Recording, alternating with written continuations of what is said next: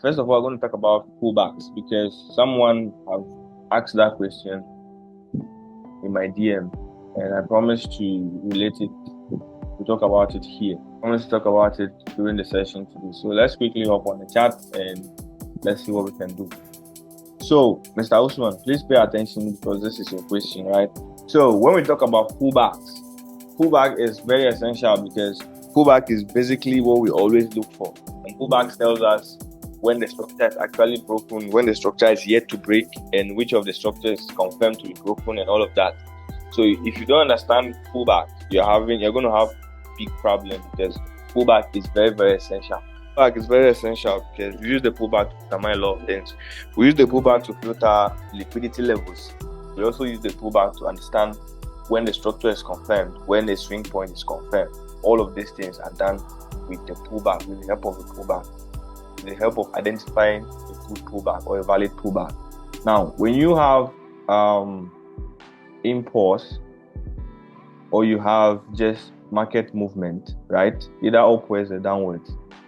Sometimes, or most of the time, we can clearly identify when price is, significantly dropping and then pushing up again and giving us something like so. We can boldly identify all of these ones because they sometimes, or most of the time, involve series of candles. So it's very, very easy to identify them. Just like something like so. If I say point out the pullback here, you're going to quickly mark this one because it is series of candles, and obviously we're having a bullish impulse, but we have this little drop, and also this one is going to be quick for us to understand or to just map it out. But pullback mainly depends on the candles, all right? So let's illustrate with having few candles drawn. So let's just assume these are all bullish candles, okay? These are all bullish candles.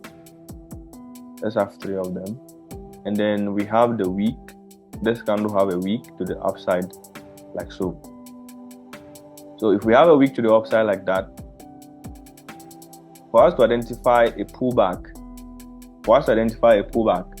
we have to see that the pullback candle or the candle that creates the pullback is lower than the lowest level of this candle.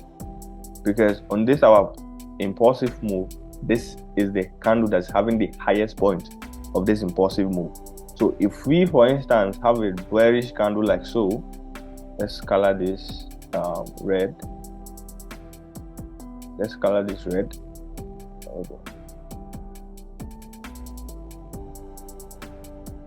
Red. Okay. So for instance, if we have a bearish candle like so, illustrating what a pullback, this particular candle, though it is bearish, but it is not it's not confirmed to be a pullback because it is not taking the previous candle low. This particular candle. So this structure is still something like this. It is not like so. It is not like this. Even if this candle is low than the high, in as much as it didn't collect the previous candle liquidity from the candle that is having the highest point in an impulsive move, it is not yet a pullback. But let's say this candle have extension to this side, or let's say the body itself is there, but we have the wick from the candle that came below like so, then we can say we have a pullback. For a pullback to be confirmed, the previous candle liquidity needs to be taken. This is an illustration for an uptrend. So this particular structure is just one candle that pulls back. But if you look at it on the line chart, it's going to be something like so. We're going to have it like this. This is what it's going to look like. It's going to be a significant pullback. Whereas if the candle liquidity is not taken from the previous candle, it is just going to be straight because this is the highest level of this bullish move. This candle's low is yet to be taken, so it is not a confirmed pullback. Even if the candle is higher than the highest level of it and is a bearish candle, it is not confirmed to be a pullback. Now, in a case where this particular candle is also a bullish candle, mind you, we are using the ash candles for the bullish candles here. So in a case where this guy is also a bullish candle and then it's having the low like so, right, the highest level of it like this, and this one is lower than the wick, it is also confirmed to be a pullback, even if it's a bullish candle. The color of the candle doesn't matter. What matters is the structure and then the psychology behind their action, right, or behind their formation. If this candle is lower than this candle, right, and this has been our consecutive bullish move, if it is lower than it, this is also a pullback like so. This is also a pullback. So if we're having a structure like this, we have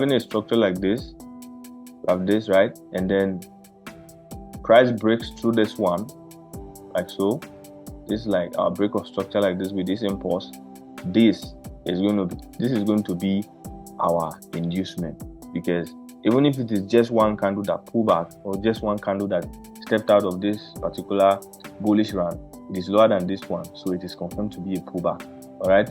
And for instance, if we have another one here also that meets the criteria, taking the previous candle liquidity, and we have something like so, then yeah, this is going to be okay to be called our point of interest or the order flow.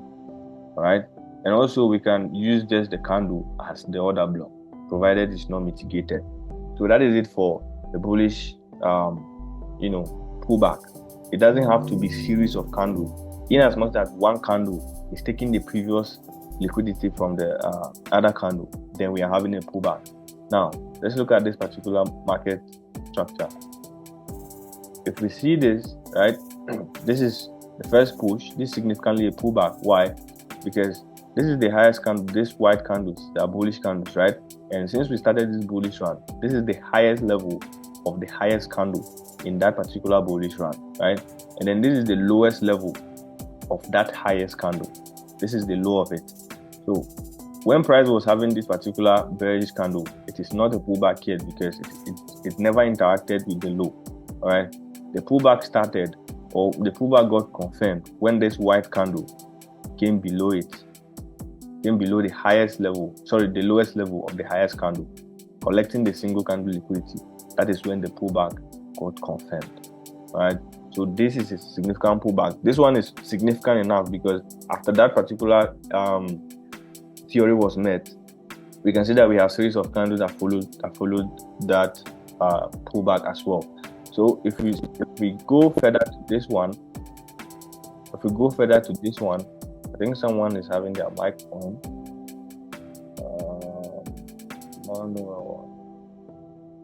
Sorry, I have to mute everyone. So please, like I said earlier, if you have a question, please type it in the chat section. All right, I will get to look at them, and then we'll tackle them and cover whatever we can cover for today. So if we look at this one, so this has been confirmed to be, someone is still having the mic on. Please mute your mic so that we don't have to repeat ourselves. So if we have this like so, this has been confirmed to be a pullback, right? Now, if you look at this particular push that went up, this is meeting the first criteria of a pullback. Now, this is not meeting the criteria of a pullback. Look at this push like so. This is not meeting the criteria of a pullback. Why? The highest level of this push is this candle. This is the highest candle, right? And then this is the highest level of it. So this is consecutive candle, 2 consecutive candles looking below the high, but you can see that they didn't take the low of the highest candle. So this is not a pullback. So this place, we are not having a pullback. What we are having is just an impulse, like so. All of this is an impulse. Even here as well, this level. This is the highest candle of this push. This is a bearish candle, yes, but this is not a pullback because it's not taking the liquidity of the highest candle. It is called single candle liquidity when the candle in front is lower than the candle behind it, a bullish market. Then we have what? To the highest level here. So the whole of this, from this base to this ends, is just one single push or one single impulse. None of these things here can be used for either point of interest or liquidity. None, because they are not confirmed to be pullback. Even if we identify this as a break of structure, it is not a break of structure because none of these guys are making sense to be a pullback. The only break of structure we have here, we have to zoom back out to look at it, but we're not looking at structures, we're just looking at understanding pullbacks. All right, so none of this here can be used as order flow or order block, none of it, because the pullback is not confirmed. This is just an inside bar movement. That's what it's called.